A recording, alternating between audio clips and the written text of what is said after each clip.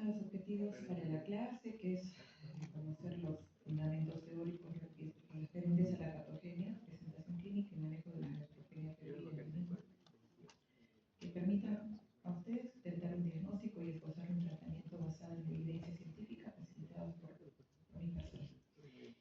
Y a la vez fomentar el pensamiento crítico mediante el análisis de casos clínicos proporcionados. Entonces, vamos a empezar. En realidad esta clase es un video, pero no tiene sonido. No tiene sonido.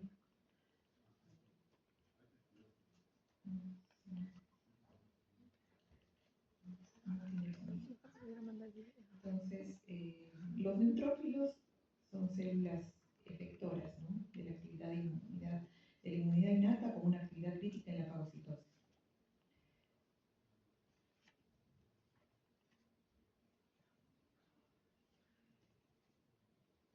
Los neutrófilos de los recuentos sanguíneos representan solo el 2 a 3% de la masa total de neutrófilos.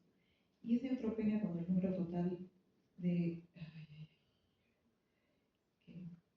Está en modo video. Cuando el recuento absoluto en sangre periférica disminuye. Por otro lado, tenemos que decir que de los neutrófilos circulantes, solo el 2 a 3% de los neutrófilos, o sea, durante un breve periodo de tiempo, permanece en sangre. El resto está en la médula ósea y en los tejidos. ¿Ya? Solo el 2 al 3% en sangre.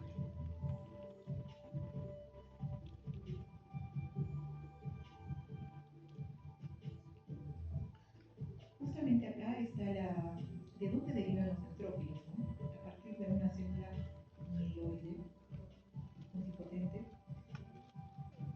y a través de unos factores estimulantes derivan justamente las células inmunitarias, granulocitos macrófagos.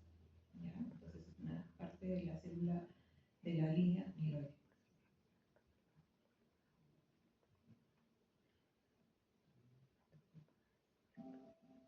Dentro de los tipos de neutropenia está la leve, ahí está el valor, moderada y grave, y se denomina granulocitosis cuando hay menos de 100.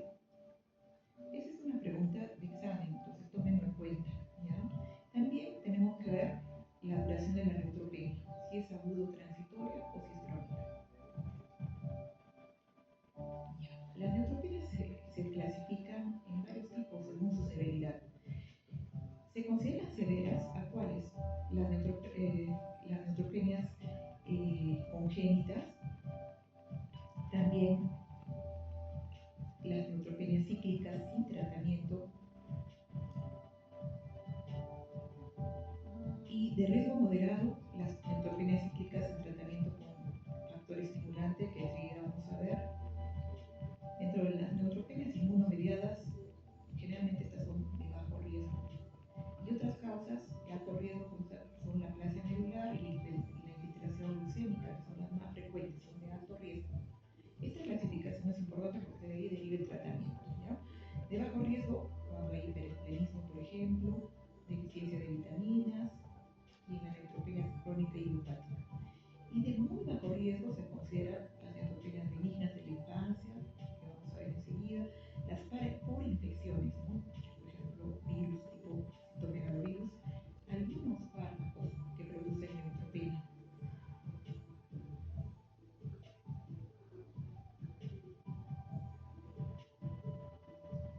¿Y por qué es importante la neutropenia? Ya lo hemos estado viendo en clases con algunos grupos, porque es una urgencia médica y porque fácilmente puede progresar a shock séptico, ¿no? Debe hacerse entonces un diagnóstico rápido que permita también un inicio de antibiótico-terapia precoz y eso puede ser también motivo de retraso de la quimioterapia o disminución de la dosis de la misma, ¿ya? La etiología. La etiología no es muy importante porque solo se aísla microorganismo hasta en el 30% de los episodios febriles con neutropenia. La etiología también varía respecto a los adultos, niños y también áreas geográficas, como vamos a ver. Y últimamente se ha evidenciado un incremento en la prevalencia de bacilos gram negativos multiresistentes, MRs multiresistentes. Por ejemplo, esta tabla epidemiológica es de Chile, ya donde los principales causantes de neutropenia febril son el Streptococcus viridans, la E. coli, Pseudomonas, Klebsiella, estos dos asociados a infecciones intrahospitalarias.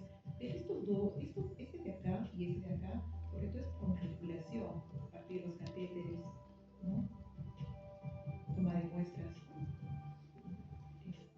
Luego, es importante también señalar que otra causa es la cándida, ¿no? En una neutropenia febril siempre hay que pensar también en hongos. Y el resto ya son un poco más difíciles de encontrar en los cultivos.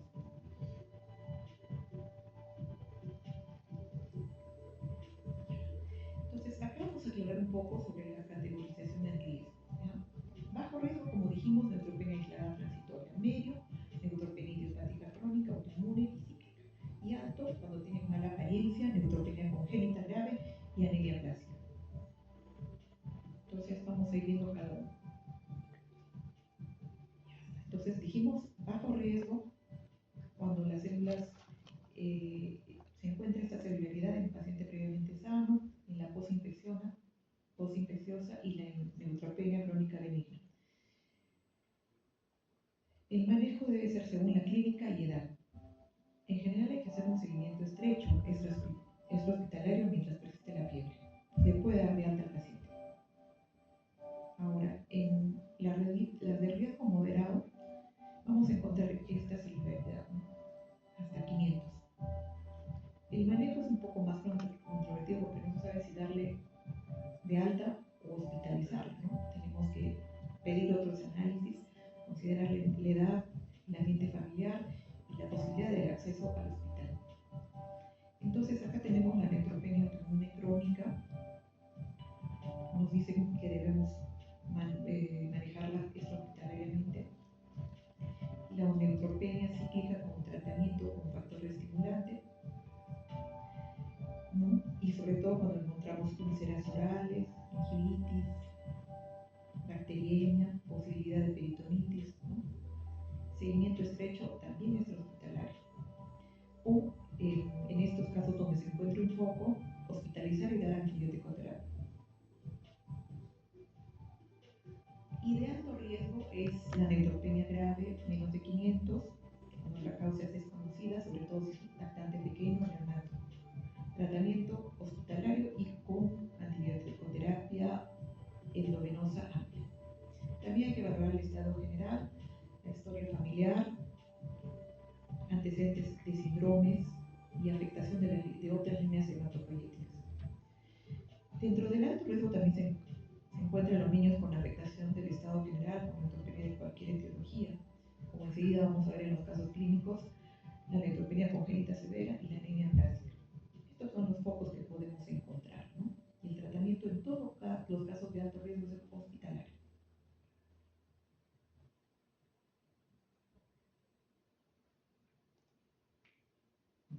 Ahora vamos a hablar del tratamiento antibiótico.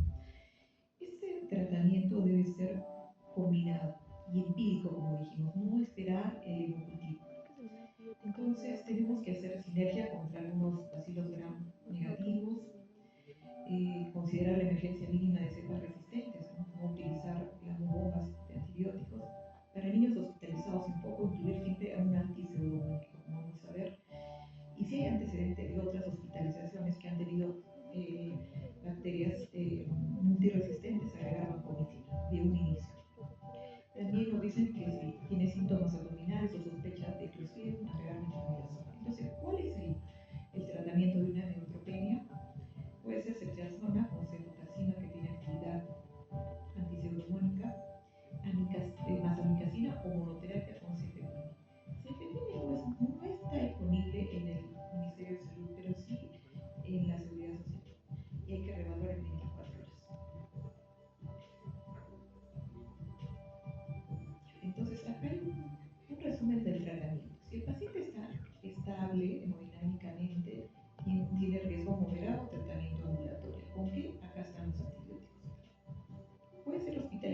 caso, acá está. Y de alto riesgo, hospitalizarlo y CFEPIN. Si está inestable, obviamente que tenemos que corregir la inestabilidad y de frente dar esto.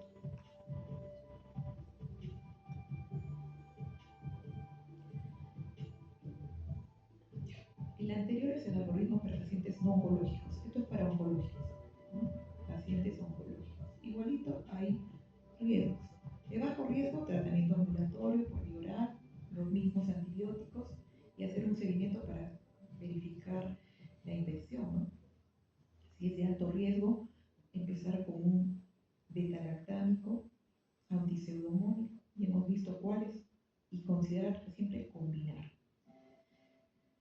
El seguimiento que vamos a hacer, bueno, vamos a ver el resultado de los cultivos.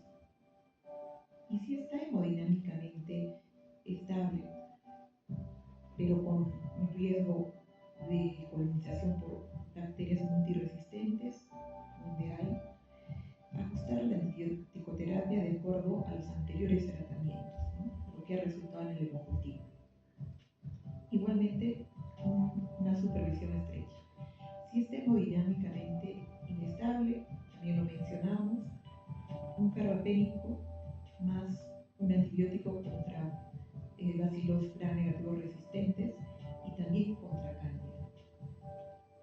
Acá está que mínimo debe ser por 7 días en estos casos. Ahora vamos a ver los dos casos clínicos interesantes, ¿no? Respecto al tema.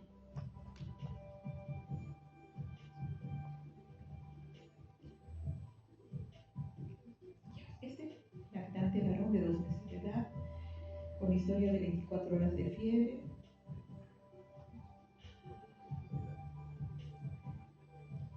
asociada a vómito y una disminución de la consistencia de las deposiciones. En total dice que ha hecho 6 deposiciones.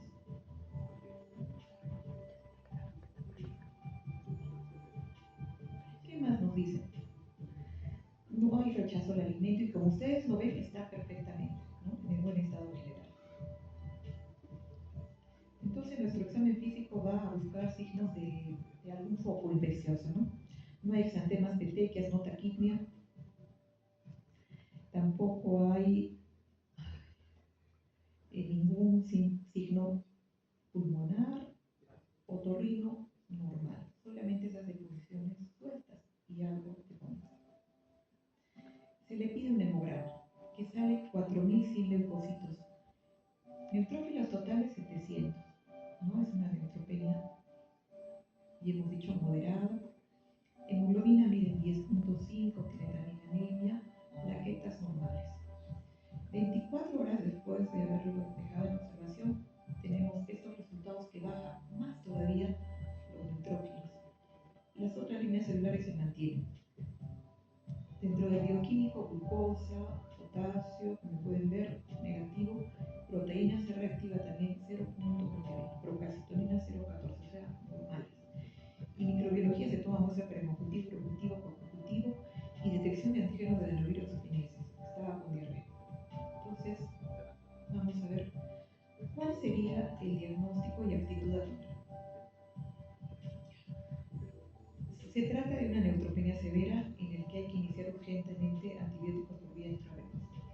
Se trata de una neutropenia transitoria y puede regresar a su domicilio. O paciente con neutropenia severa, presumiblemente inmunocompetente, por lo que no requiere iniciar antibióticos por vía endovenosa, pero sí sería prudente hospitalizarlo. Entonces, ¿cuál piensan que podríamos hacer en este caso? ¿Qué cosa podríamos hacer con el paciente? La primera respuesta, la segunda o la tercera. La tercera, ¿no es cierto? Claro, porque está en buen estado, sospechamos que es inmunocompetente, tiene proteínas reactantes de fase aguda negativos, pero sí sería prudente hospitalizarlo porque tiene 200 neutrófilos de recuento, ¿no? Entonces no lo vamos a mandar a su casa. Ya. Y acá hay un casito de un paciente oncológico. Se trata de un escolar de 5 años con diagnóstico de LLA, ¿no?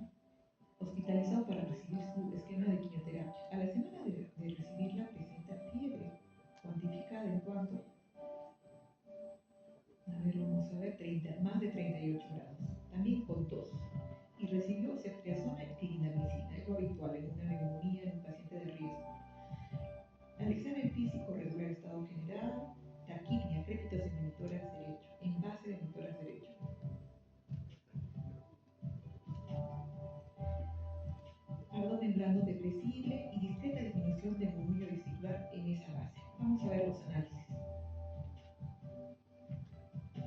En el hemograma, miren, 4.500 leucocitos, neutrófilos totales 450, o sea, esto es una neutropenia severa, la hemoglobina también está baja, plaquetas normales. 24 horas después, el recuento total está a 200, o sea, igual que en el caso anterior, ha bajado más todavía, ¿no? Las plaquetas y las otras líneas celulares se mantienen. Ahora vamos a ver, bioquímica. Glucosa, sodio, el resto de electrolitos de adenina normal, pero la proteína C reactiva está en 15. Y la radiografía es esta, con un infiltrado basal derecho y signos de derrame, clara obturación del seno. En la microbiología se toman muestras de cultivo, urocultivo, coprocultivo, inmunofluorescencia y proteína C reactiva. Es lo que hacemos muy frecuentemente en hospitalización, ¿no? Con casos de hospitalización. Y ahora vamos a ver cuál es el diagnóstico y la actitud a tomar. Se trata de una neutropenia severa en el que se debe ampliar cobertura antibiótica que incluya antipseudomónicos y hongos. Se trata de una neutropenia febril, se debe esperar los cultivos y demás pruebas. Y la otra opción es paciente con neutropenia severa de foco neumónico y se debe ampliar cobertura antibiótica que incluya antipseudomónicos y hongos y además vigilar el derrame pleural. Entonces está sencillo, ¿no? Así son las preguntas también en el examen, son de aplicación, ¿no? Entonces, esa es la respuesta. La cosa es dar una leída más a que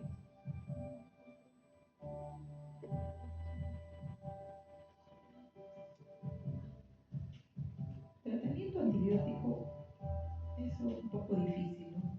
Pero sí a la categorización de riesgos. Cuando es de alto riesgo, medio y bajo, ¿no? Y justamente qué hacer en el caso, cuál es la diferencia entre el niño no oncológico, cómo se maneja, y el niño oncológico, ¿ya? Entonces, en eso, esos algoritmos son los que hay que repasar un poquito y las preguntas son de aplicación, similares a las que les he presentado.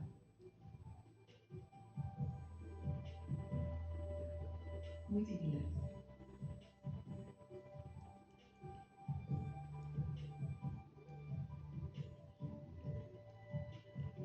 Listo.